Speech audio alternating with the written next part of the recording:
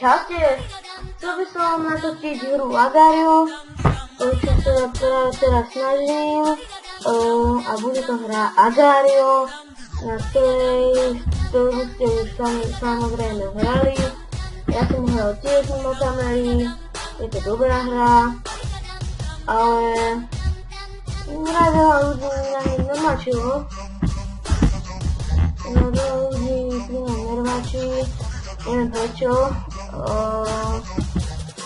To som sa pohodová hra, ale